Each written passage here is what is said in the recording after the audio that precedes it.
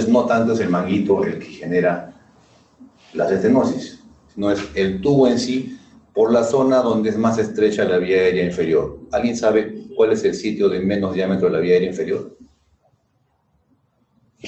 Ninguno es otorrino, calcicuello, cirujano, anestesiólogo. ¿Ninguno? No hay ningún anestesiólogo. No puede ser. ¿Por qué yo he dicho que el 90% de las estenosis se producen por el manguito y sin embargo el 90% de las cirugías son proximales? No porque tengan traqueostomía, sino que la estenosis se produce por el tubo endotraqueal a nivel de la zona más estrecha. ¿Cuál es la zona más estrecha en la vía aérea inferior? La subglotis. Entonces, en la subglotis no es necesario que haya un manguito. El tubo pasa y basta que el tubo esté comprimiendo unos días ahí en la subglotis, que es lo más estrecho, hay lesión. Por eso es que la lesión proximal es la más frecuente. Y no es dependiente del manguito, sino dependiente del tubo endotraqueal en el sitio más estrecho anatómicamente de todos nosotros. Secundariamente, pues hay otro tipo de causas, pero la número 2 es la traqueostomía. Rara vez he visto una traqueostomía que provoque estenosis per se. Generalmente la traqueostomía es causa de estenosis cuando está mal hecha. ¿Cuándo está mal hecha? Cuando está en el segundo, primer anillo, cuando está en el cricoides o cuando está en el cartílago tiroides. Hemos visto casos de cánulas colocadas en el cricoides o en el cartílago tiroides. Entonces ahí sí, lesionamos la parte más estrecha per se, lesionamos todo y la cirugía es recontra más difícil luego para nosotros. Clínica, ¿por qué le he puesto esto en un apartado especial? Porque serán en estos 300 y tantos casos que tenemos, que han habido por lo menos en niños sobre todo, hablo de niños y adolescentes, que han venido pacientes con una clínica de estridor, disnea y tiraje suprasternal y subcostal. Y esto puede estar presente en un resfrío grave, en una bronquitis, en una neumonía, que es lo principal, o en un asma. Entonces, generalmente los niños que llegan a la emergencia llegan por estos síntomas, y lo habitual es que el pediatra los examine, o el clínico X los examine, y le diga, pues es un SOP. Sin preguntar de repente si han tenido algún antecedente de alguna intubación, si han tenido alguna neumonía y han estado en una UCI, o han estado con algún tipo de maniobra de ventilación. Entonces, es importante que todo síntoma de este tipo, acompañado de difonía, afonía, todo este tipo de cosas, con antecedentes de hospitalizaciones previas o sobre todo de intubación traqueal previa, necesariamente tenga que haber una sospecha de una estenosis traqueal. He tenido pacientes de 2 años o 3 años de tratamiento de SOPs recurrentes. Y al final, la doctora creo que diagnosticó a uno que había venido recurrentemente por SOPs y fue diagnosticado de estenosis traqueal. Tenía una estenosis traqueal con inhaladores y con todo y nunca mejoraba. El niño venía cada mes, cada 2 meses a requerir. Entonces es muy importante en un paciente con estos síntomas y con algo antecedente, por eso preguntar siempre antecedentes, ¿qué pasó aquí y por qué tiene esto? Y le pedimos una placa. Le pedimos una placa. Y en la placa puede verse en algún grado de sospecha una estenosis traqueal. La evaluación radiológica siempre es importante. Miren, acá hay una estenosis en la subglotis. Claro que es una placa bien penetrada, como para ver vía aérea. Tenía algunos parámetros especiales para que sea una placa anterolateral y lateral de cuello, pero anteroposterior y lateral de cuello. Y se puede ver. No necesariamente todos tenemos un TEM, menos tenemos reconstrucciones para poder pedirle frente a pacientes.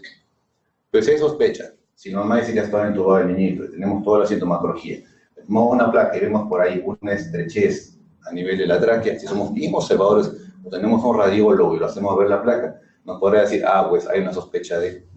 Y entonces somos más acuciosos. Lo referimos al hospital, o si somos nosotros más acuciosos aún y tenemos una tomografía, le tomamos una tomografía de cuello y tórax, con contraste. Siempre advierto eso con contraste porque todo lo que nos va a dilucidar si es un problema traqueal per se o no por compromiso de algunas estructuras mediastinales, vasculares, por ejemplo, puede verse en una con contraste, no en una sin contraste. Miren estas imágenes qué bonitas, todas tienen contraste. Cartílago tiroides, tráquea normal, aparentemente bronquio derecho, y la estenosis traqueal larga por debajo de la subglotis, igual aquí, puntiforme. Esto hace posible que el paciente venga con SOP recurrentes. Mal diagnosticado, inhaladores, ni siquiera tiene una placa de tórax, a veces ni siquiera tiene una espirometría, son niños que están mal diagnosticados y pasan años, meses con ese tipo de problemas. Igual, Este es un anillo vascular, le decía, ¿por qué? Porque tiene que tener contraste una tomografía de tórax cuando queremos hacer el tipo de diagnóstico, porque miren, normalmente este vaso, que es la arteria pulmonar, el tronco, tiene que dar la arteria pulmonar izquierda hacia aquí, sin embargo, miren, hace un bucle, lo que se llama un anillo vascular, y acá está la tráquea en medio. ¿Qué produce en la tráquea? Este tipo de compresión, y ahí está, este tipo de compresión. Entonces pueden haber estructuras mediastinales per se, que den estenosis traqueales extrínsecas, que no pertenecen a la tráquea. Tumores aparte, siendo lo más frecuente en sí, le vuelvo a repetir, la patología traqueal post-intubación, la más frecuente.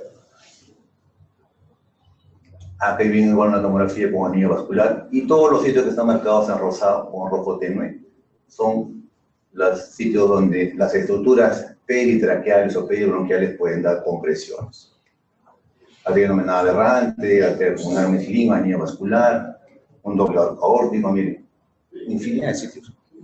Aparte de compresiones, pueden dar malaza por compresión, debilidad de pared.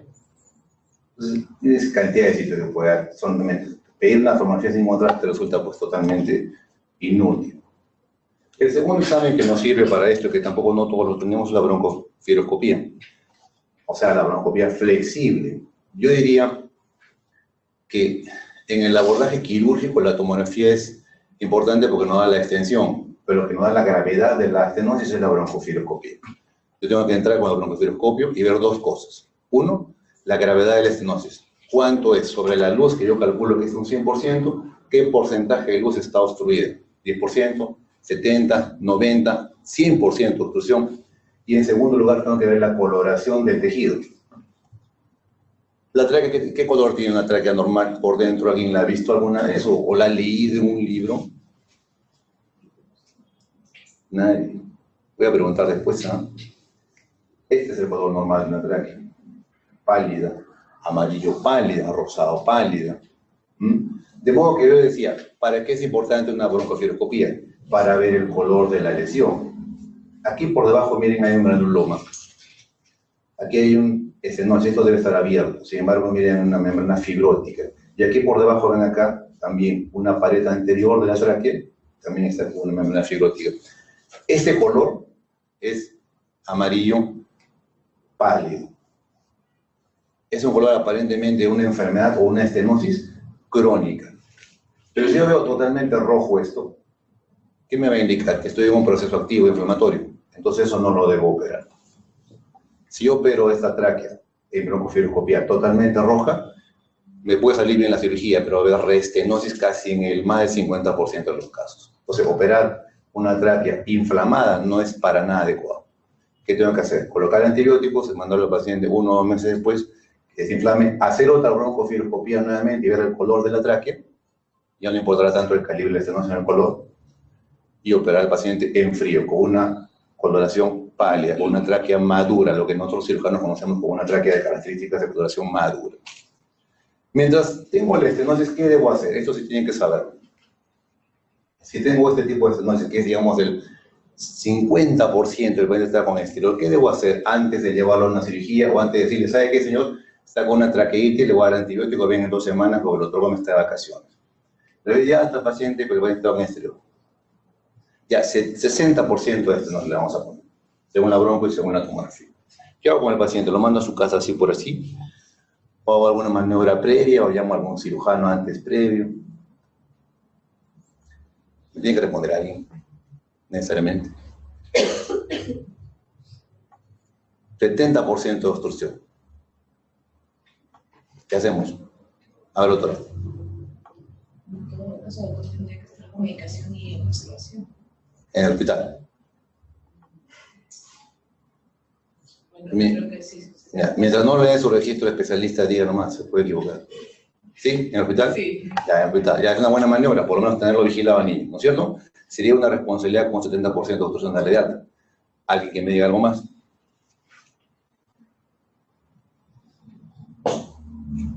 ...70% de obstrucción es un niño que está con un estridor bárbaro, que le da sus crisis de cierre de la vía aérea, lo tienen que impulsar todo y mejora por un momento, llega a las 9 de la noche y otra vez le da su crisis. ¿Qué hacemos con este niño que está con una vía aérea obstruida en un 70%? Más de la mitad, ¿qué hacemos? ¿Qué le podemos colocar? Lo podemos entubar. No porque le vamos a hacer más daño, ¿no? Y si lo intubamos, digamos que esta membrana está dura, pasará por un tubo que le corresponde, que será un 6, pasará a un 3, pues. ¿Qué haremos? A la obstrucción pequeña le hacemos un tubo que encima es pequeñito, vamos a causar más obstrucción, más retención de CO2, más hipoxia, más todo.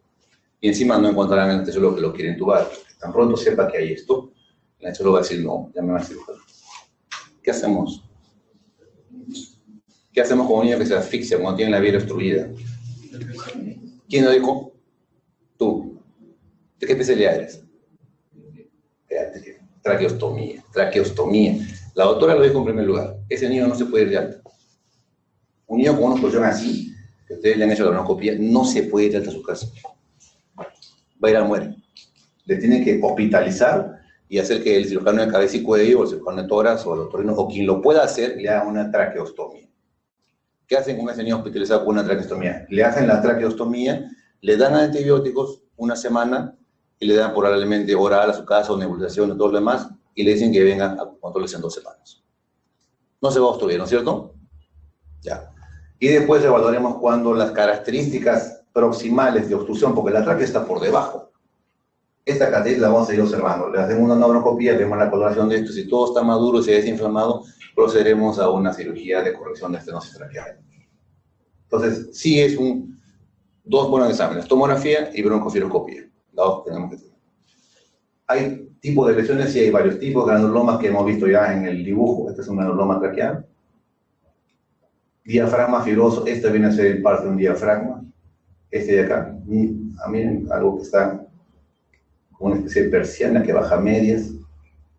Una lesión cartilaginosa es esta de aquí. Cartilaginosa. Y lo que no tenemos es una lesión estructural, que no hemos puesto acá. O sea, que no hay anillos en la tráquea. Que en lugar de anillos es una especie de conducto estrecho que ha perdido ya la regularidad. O sea, cuando uno entra con la broncofiloscopía, lo que tiene que ver son anillos. Ya no se ve nada, se ve como una especie de esófago que incluso se colapsa, ¿ya? Entonces, esa es la lesión estructural que se llama esclerotraqueal cicatrizal. Aquí vemos alguna estenosis, alguna maniobra que se hace de broncopio rígido, en este caso que está viendo. Miren acá, cuerda vocal es una estenosis subglótica estructural, no hay membrana, ¿no es cierto? No hay granuloma. Esta es una estructural. Todo ahí, ha perdido anillos en lo que es un hueco ahí, estrecho. Estos gráficos son gráficos sacados de un libro de neumología que no vale la pena leerlos todo esto. No lo digo porque sea de neumología, lo digo porque cuando la lesión es menor al 50%, concluimos. O le hacemos CO2 o la transición sobre la lesión, o simplemente lo mandamos a su casa y no le hacemos tratamiento. Esa es la conclusión que ustedes tienen que llevar. Menos del 50% de obstrucción, no tratamiento. Observación. Bueno, entiendo que hicimos no tratamiento y a la vez algunos quieren hacer esto. No hacemos nada. 50% lo seguimos observando. Que crece el niño, conforme vaya creciendo, la luz traqueal también va a ir aumentando. Del 50 al 70%. Sí existen procedimientos médicos, algunos de acá, algunos que podemos hacer acá. Por ejemplo, un procedimiento que alguna vez he hecho. Una obstrucción del 60%. Solamente con la introducción del broncopio rígido, que es metálico, entramos mirando la luz traqueal, vemos la estenosis y rompemos a la fuerza. Rompemos, o previamente a eso introducimos un balón dilatador que es un globito. Rompemos la estenosis traqueal y luego entramos con el broncofiloscopio, hacemos una ruptura instrumental de la estenosis. Puede quedar abierta la tráquea, pero comprenderán que ese no es un procedimiento muy seguro. He roto la tráquea, después de romper la tráquea, ¿qué va a pasar con la tráquea? Va a cicatrizar. Y al cicatrizar, ¿qué sucede? Otra vez se va a retraer. De manera que el tratamiento endoscópico por dilatación no siempre es un tratamiento definitivo, es un tratamiento temporal a que probablemente algo le hagamos después. Salvo que sea un niño menor de 3 años, en cuyo caso es diferente. La tráquea es más elástica, el niño está en más crecimiento, casi exponencial el crecimiento de los traqueal también, y es muy raro que ese niño con varias dilataciones se cierre a partir de los 3 años en adelante. Pero en niños mayores de 3 años, la dilatación solamente es temporal, a esperar que le pongamos un stent o una cirugía o algo más. Los de acá son combinados, todavía son entre 50 y 70% son combinados. Pueden ser generalmente endoscópicos, puede ser láser, puede ser colocación de stents, o puede ser cirugía. Pero en el grado severo, que es del 70% para arriba, 71% de obstrucción, o sea, por broncofibro. El neurocopista que es experto dice 70% de obstrucción o más. No queda otra cosa. Borramos todo y simplemente nos vamos a lo que es la traqueoplastia, en términos en inglés está escrito ahí. Traqueoplastia. Concluyendo, para la stenosis traqueal, la cirugía o el procedimiento de elección es siempre la cirugía, en el 99.9% de los casos. Siempre la cirugía. En el 0.1% de los casos, hablamos de neoplasias, sobre todo en adultos, pueden ser los stents. Que no se nos ocurra, porque esto lo hacen en muchos hospitales, tener un niño, por ejemplo, de 4 años, que ha tenido antecedentes de intubaciones, que tiene el tercer y cuarto o quinto niños obstruidos, colocarle un stent. Que no se nos ocurra tener un paciente de 30 años, que ha sido intubado también, porque tuvo un traumatismo, tiene una estenosis muy puntual del cuarto y quinto, sexto anillo, colocarle un stent. Todo lo que es patología benigna, sobre todo, siempre debe ir a cirugía, por favor. No queremos ver más casos en hospitales nacionales, en María Auxiliadora, en Arzobispado Loaiza, con stents en patología benigna, en lesiones cortas, hablo hasta la mitad de la tráquea, cortas de tráquea. Todo lo que es intervencionismo traqueal de stents tiene muy precisas y escasas indicaciones. Patología maligna, generalmente no resecable por cirugía, o sea, aquella que no tiene pronóstico en la cirugía, nada más. Esa es la conclusión de esto. Y se puede reconstruir todo, podemos reconstruir desde laringe, subglotis, tráquea, bronquio, o sea, todo tiene capacidad de reconstrucción. Hemos hecho anastomosis laringotraqueal, sacando todo el cricoides, por ejemplo. Hemos sacado hasta 10, 11 anillos de tráquea sin ningún problema. Los pacientes van muy bien. Entonces, no se olviden, por favor, de esto. El primer grado no tiene tratamiento, solamente observamos algo que progrese. El segundo grado sí, hay algunos métodos que generalmente son temporales, ¿ya? Y el tercero es cirugía. Hablando de temporales, los stents en niños no están indicados salvo algunas patologías también. ¿Qué patologías, por ejemplo? Que obstruyan y comprometan la vida del paciente y en la cual la cirugía no está indicada. Aquí hemos tenido una niña que ha tenido como 40 tumores cérvico-torácicos, neurofibromas, algunos malignizados porque salió schwannoma en una biopsia, en la cual el abordaje va a ser inútil, porque no podemos sacar tanto tumor del cuello ni del tórax. La tráquea estaba cerrada. Le pusimos un stent metálico y vivió 1 año y medio. Esa es una indicación precisa. Después una niña que venga con un tumor que le comprime un poco de tráquea y yo la puedo extirpar el tumor, no tengo por qué ponerle ningún stent. ¿Ok? ¿Claros? ¿Cuándo operar? Ya les dije cuándo operar. De hecho, el diagnóstico de cirugía, siempre como la tráquea tenga características de madura. La coloración siempre pálida, amarillo, pálida o rosado, pálida. No roja, no traqueitis, no se opera eso. En edades tempranas, ¿qué preferimos? Tenemos una experiencia agradable, diría acá, y algo sui generis, porque tenemos 3, 4 niños por ahí dilatándose en tráqueas, de los cuales se han extubado 2. Han dejado la traqueostomía de todo y no sabemos si se van a cerrar o no. Tenemos que seguirlo, lo estamos siguiendo cada cierto tiempo. De modo que podemos decir que la cirugía de tráquea per se en un niño no la puedo indicar de frente yo. Quizá en menos de 3 años lo único que puedo hacer es dilatar y ver cómo va. Y de repente van bien y no necesitan cirugía. Porque operar a un niño de 1 año en estenosis traqueal y hacer resección a la anastomosis terminal con un calibre tan pequeño es bien complicado. No para el cirujano, sino porque la vía es tan pequeña que evidentemente puede haber peligro de estenosis. Eso es lo que complica un poco el hacer una cirugía a niños tan pequeños.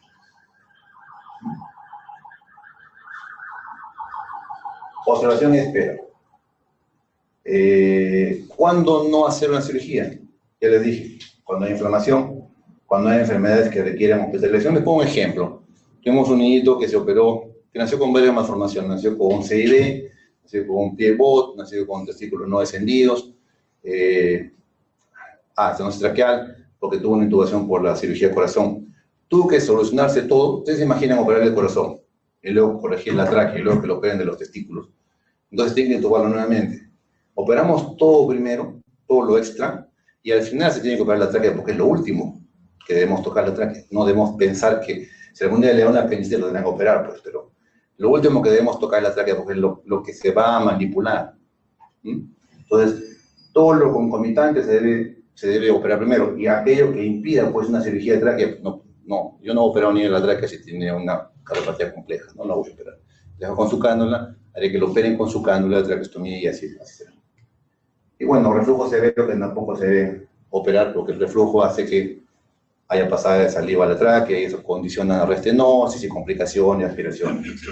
Y también, nosotros no operamos pacientes que vienen con déficit neurológico de coordinación faringolaringea, porque ya ustedes lo saben, porque tienen reflujo.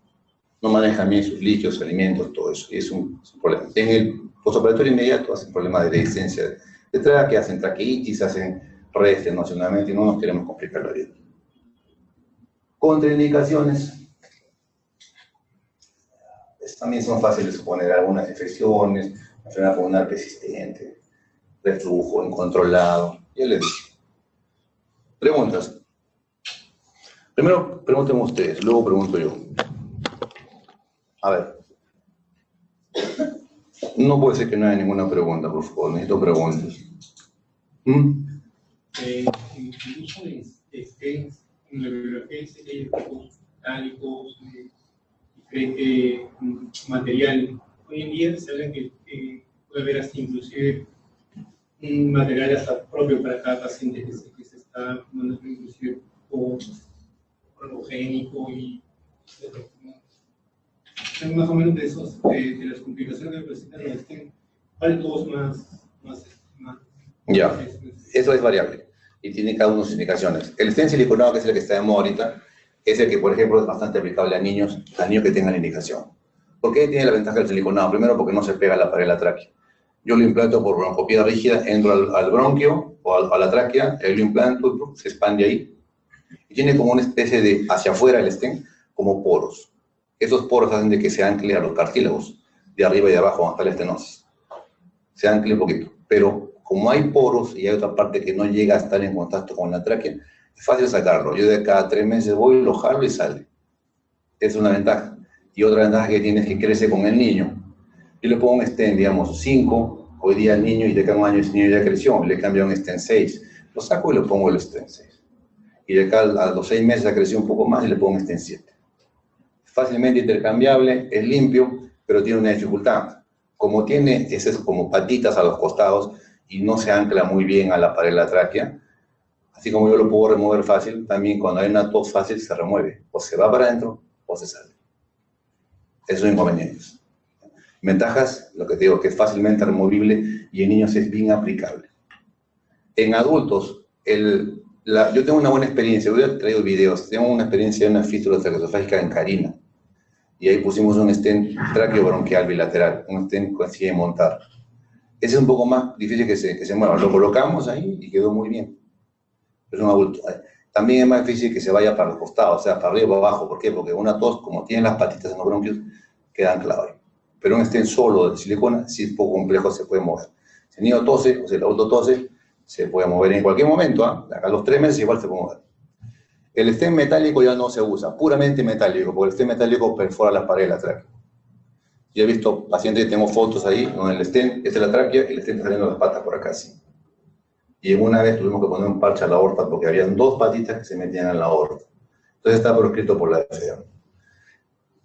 Ante el mercado que se cerró por el stent metálico, ¿qué hicieron los productores? Producieron el stent metálico recubierto por silicona, que ese sí es muy bueno, pero la FDA también lo ha proscrito, ¿por qué razones? No lo sé.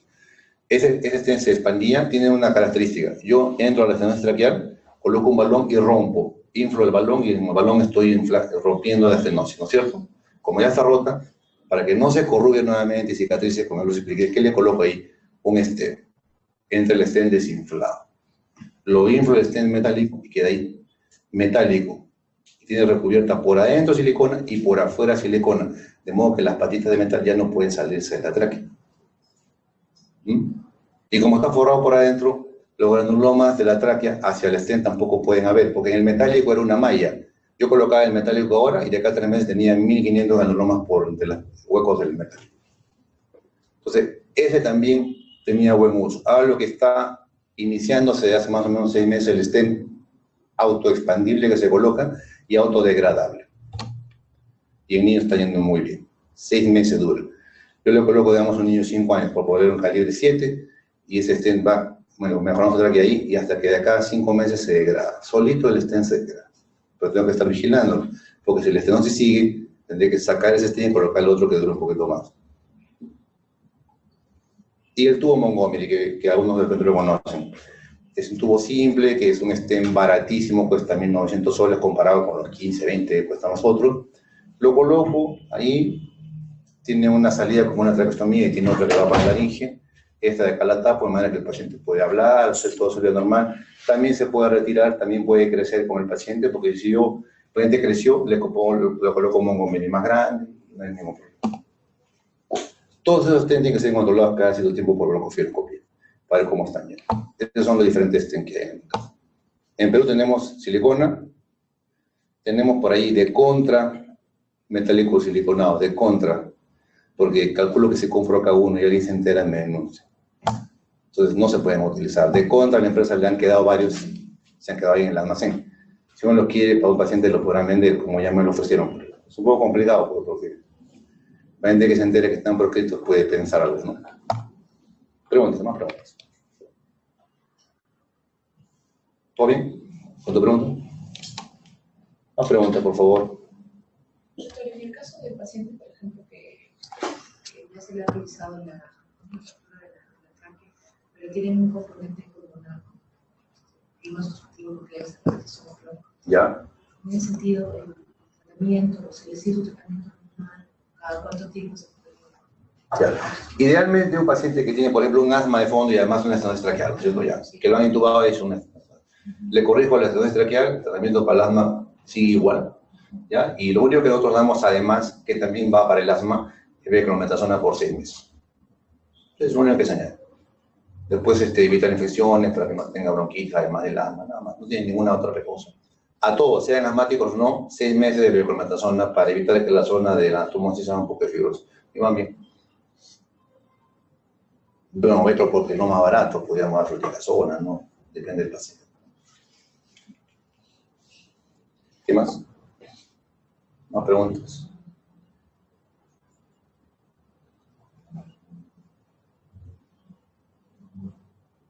Nadie. El otro que se duerme. Pregunta, doctor, a ver. Vamos. En el caso de para hacer el diagnóstico diferencial, estaría dentro de ello la laringomelastia, que a veces... Claro, sí, una pregunta. ¿Seguiría este curso o...? Los síntomas son exactamente parecidos, ¿no es cierto? Tienen todos los síntomas, ya. ¿Cuál sería el curso de hacerlo? Una broncofioscopia. Tiene que ser una broncofilia. O sea, una tomografía, salvo que sea una tomografía funcional. ¿Saben lo que es una tomografía funcional? Una tomografía funcional de la vía aérea. ¿Algo explica? Ya. Tomografías, sí saben lo que es una tomografía. La tomografía funcional de vía aérea es aquella que les da los movimientos en inspiración y en expiración de la vía aérea. Ya lo están haciendo en el hospital. De modo que yo estoy respirando y mi tráquea sale así y luego creciendo. Y en la malasia, acá está la pared posterior, se cierra. Todo el diagnóstico se puede hacer por tomografía ahora. Ya no hay necesidad de hacer broncoescopia. Ustedes se imaginen un paciente con laringomalacia que es bien reactivo, tan solo con hacerle un estímulo en la laringe, el paciente está haciendo complicaciones. Entonces mejor lo mando a tomografía, con un anestesiólogo que lo vigile un poquito ahí, le hace su tomografía y hace el diagnóstico de laringomalacia. Si está el diagnóstico de laringomalacia, ¿qué queda? Medidas terapéuticas médicas, excepcionalmente alguna prótesis. ¿En cuánto tiempo una malacia se puede estabilizar o sea, luego madurar y mejorar? ¿Alguien sabe? ¿Quiénes son pediatras? A ver, usted doctor se debe saber. Una malacia. Más o menos. Si no sabe, usted no tiene registro, así que equivóquese nomás. ¿Quiénes más son pediatras? 6 años. 6 años, ya, 6 años. ¿Quién más? Ayuden, pues, por favor. A ver, conversemos. Conversemos. Sí, la malasia puede iniciar más o menos, a veces al inicio no se escucha nada, cuando nace, después más o menos una tercera semana comienza el estridor, a los 6 meses inclusive puede aumentar más, se dice que más o menos a los 12 y 18 meses puede disminuir un poco y los últimos 2 años un gran porcentaje disminuye el estridor. Después no sé, ya se persiste o persiste. Perfecto. Ese es el concepto. Si hay una malasia por encima de los 2 años, esa malasia tiene que tener alguna causa, de repente un anillo vascular. O sea, un vaso en la arteria pulmonar que esté haciendo un sling, un ahorcamiento de la tráquea. A eso tengo que corregirlo. Saco el vaso de ahí y le pongo la malasia ahí. Esa tráquea puede hacer que recupere o no puede hacer que recupere. ¿En cuánto tiempo se recupera esa malasia por un sling vascular? En 6 meses. Si no se recupera y el niño es muy sintomático, colocar una prótesis. ¿Qué prótesis hay disponible en el Perú? El tubo Montgomery.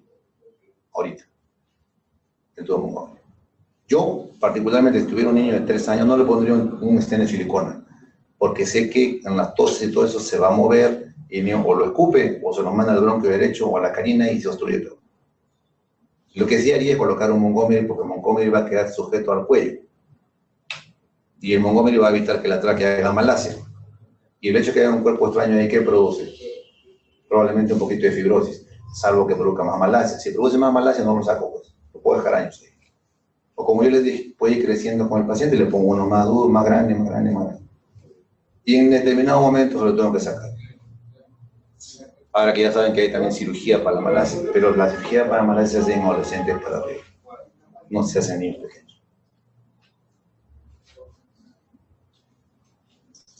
Bueno, si no hay más preguntas, jóvenes, les agradezco su presencia. Gracias.